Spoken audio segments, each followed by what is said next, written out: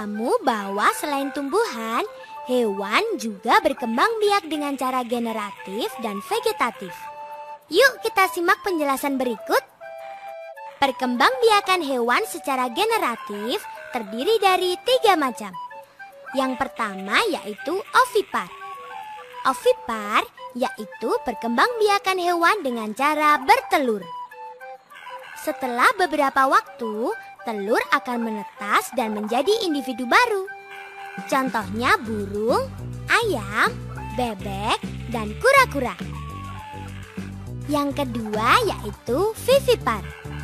Vivipar yaitu perkembangbiakan hewan dengan cara melahirkan.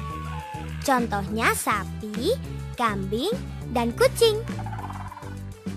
Yang ketiga yaitu ovovivipar. Ovovivipar yaitu perkembangbiakan hewan dengan cara bertelur dan beranak. Embrio hewan ini berkembang di dalam telur yang masih berada di dalam tubuh induknya. Setelah cukup umur, anak hewan menetas di dalam tubuh induknya dan selanjutnya keluar dari tubuh induknya sehingga tampak seperti melahirkan. Contohnya ikan hiu, ular boa, dan kadal. Selain berkembang biak dengan cara generatif, hewan juga berkembang biak dengan cara vegetatif. Contohnya hidra. Hidra berkembang biak dengan cara bertunas.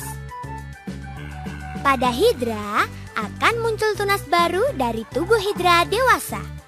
Setelah cukup besar, tunas tersebut akan melepaskan diri.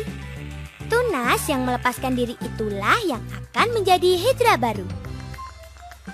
Planaria berkembang biak dengan cara fragmentasi atau pemutusan bagian tubuhnya. Planaria dewasa akan memutuskan bagian tubuhnya. Potongan tubuh tersebut akan berkembang dan menjadi planaria baru. Amuba adalah hewan bersel satu yang berkembang biak dengan cara membelah diri. Hewan ini mempunyai inti sel. Awalnya inti sel membelah menjadi 2 bagian. Setelah itu, hewan baru akan diikuti dinding dan cairan selnya. Hasil pembelahannya menjadi 2 amuba baru. Nah, itu tadi macam-macam perkembangbiakan pada tanaman dan hewan. Yuk kita lanjutkan perjalanan. Teman-teman, ada rusa sedang minum. Tahukah kamu bahwa Indonesia kaya akan hewan-hewan khas yang berbeda-beda di setiap wilayah? Yuk kita lihat peta persebaran hewan-hewan Indonesia. Persebaran hewan di Indonesia dibagi atas 3 wilayah. Wilayah timur, tengah, dan barat. Setiap wilayah berbeda-beda hewan khasnya. Misalnya wilayah timur, terdapat hewan yakni cendrawasih, kuskus, kakak tua, dan walabi. Wilayah tengah ada hewan babi rusa, anoa, burung maleo, dan komodo.